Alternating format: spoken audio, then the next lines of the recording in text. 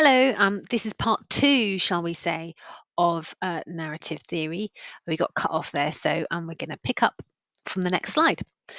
Um, so, the next formalist idea that we want to talk about is narrative voice and character development. This is where things get really juicy, especially for the drama students out there as well. So, these are some of the things that we can think about when we are asked to discuss the narrative of a particular film.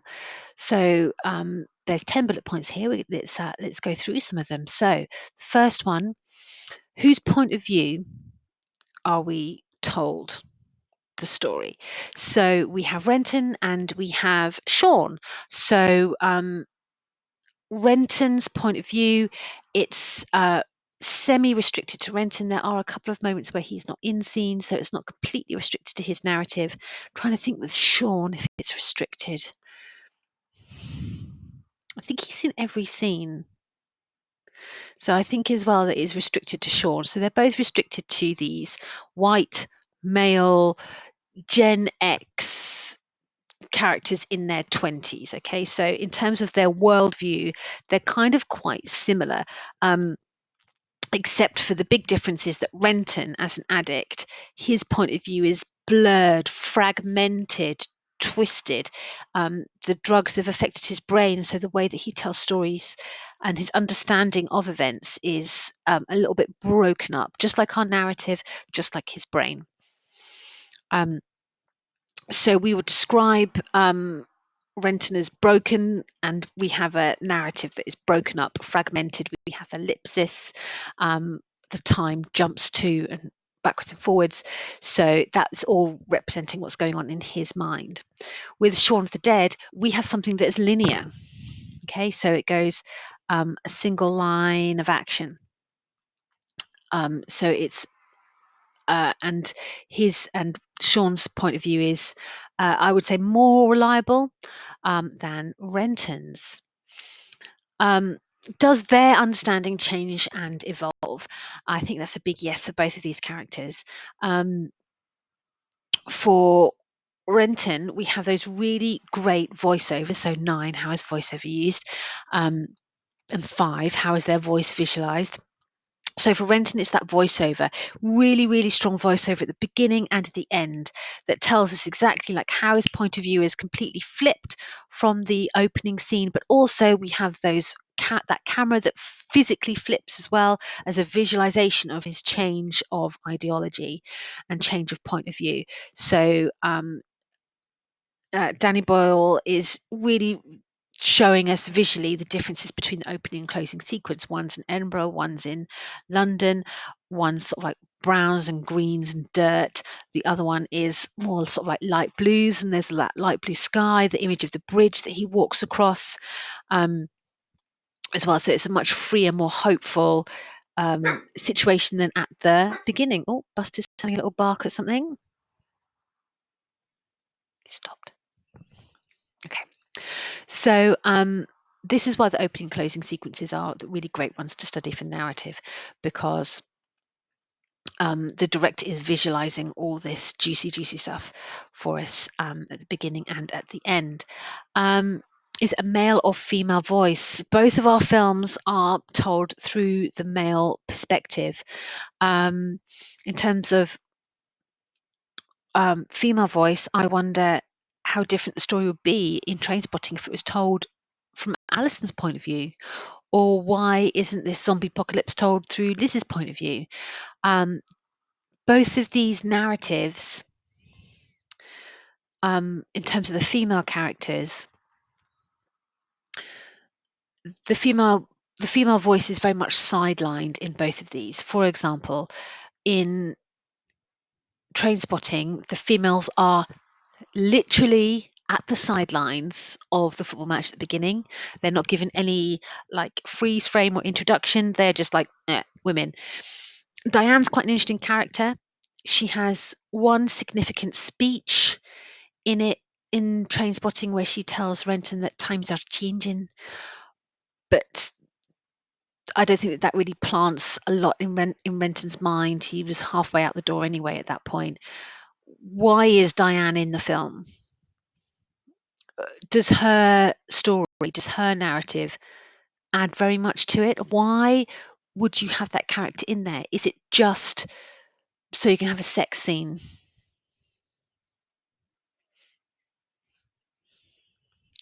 Is her character actually pivotal to the narrative? No, no, not really. Um, with Liz, her character is just this princess in a tower, right? That he climbs up to rescue and is then rewarded with a relationship at the end of the story. So she's this like, victimized princess character that must be rescued.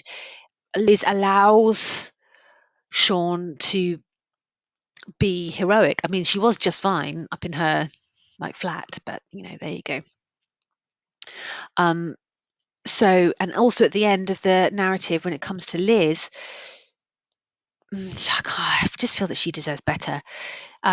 She, at the end of the narrative, she is asking him, does he want a cup of tea? And her idea of a really good day is to go to the Winchester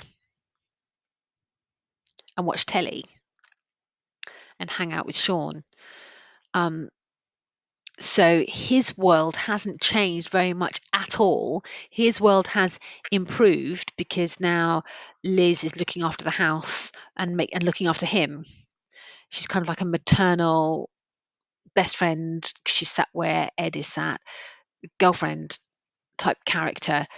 What does she get out of the relationship? Well, she's learned her lesson, hasn't she? That female character who wanted life and adventure and more has learned to know her place by the end of the narrative, hasn't she? And her place is to make him cups of tea and keep him company.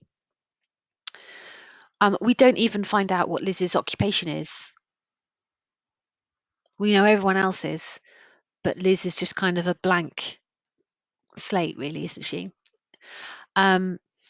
So with this idea about point of view, like how the narrative is told, whose eyes do we see all these action, and that does, I think, very, very much alter our perception of the story.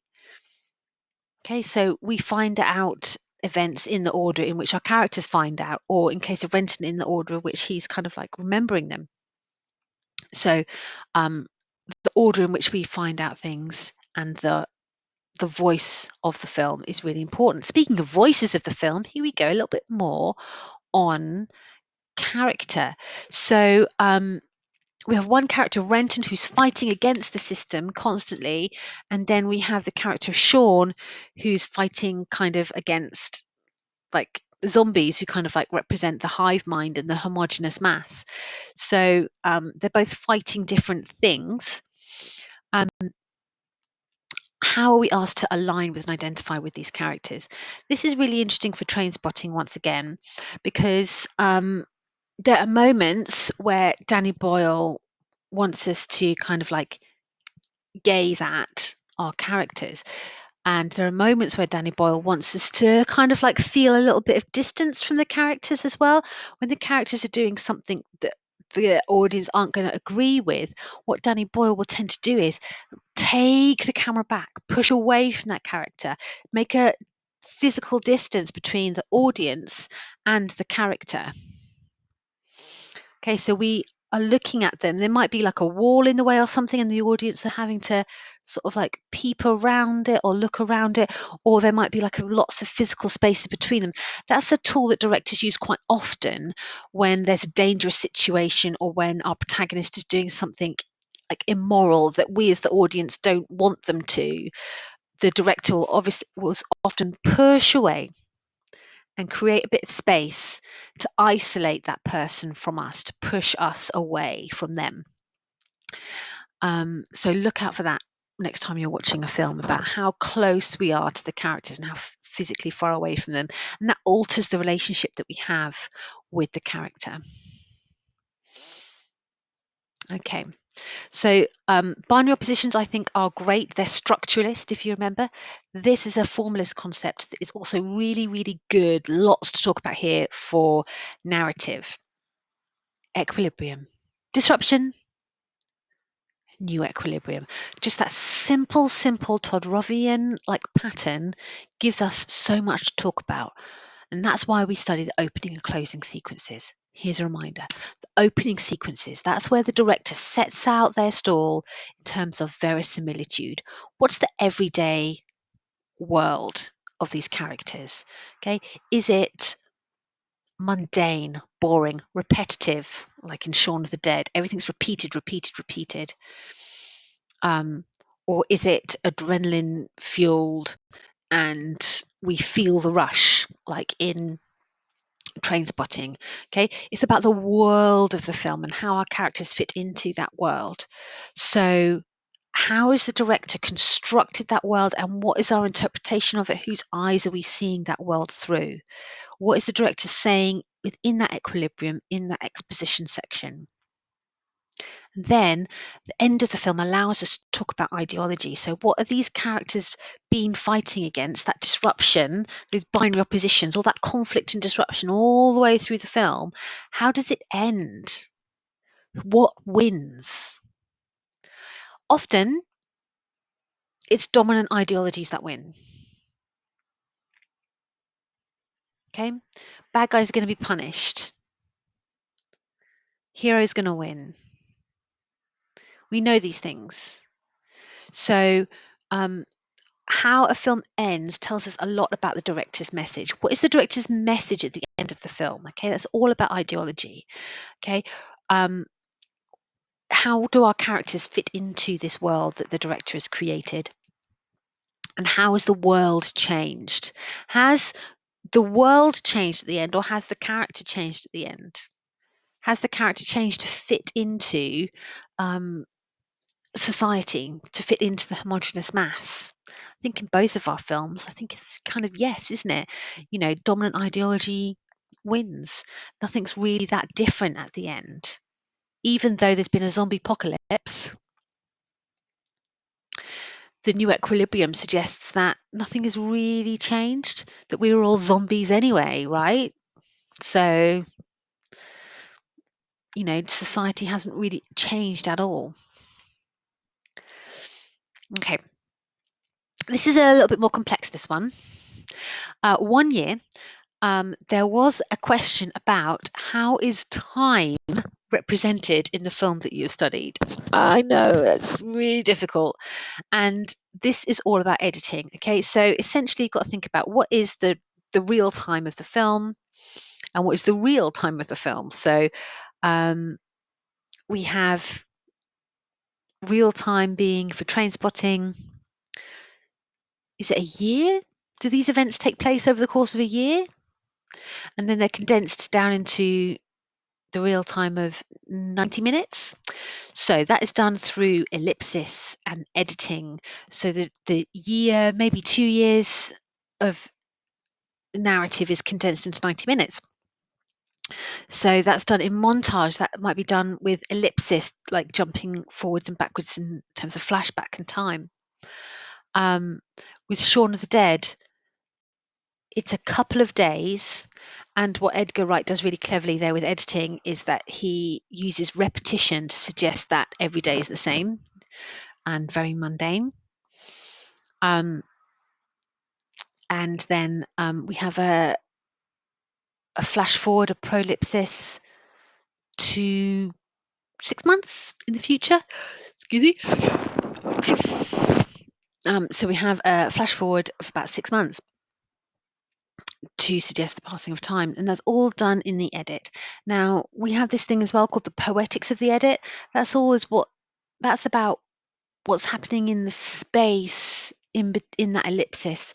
So when we are jumping from one scene to the next, when we're cutting from one scene to the next, we're cutting out time, cutting out all the boring bits that the audience don't want to see, and we are focusing on the action.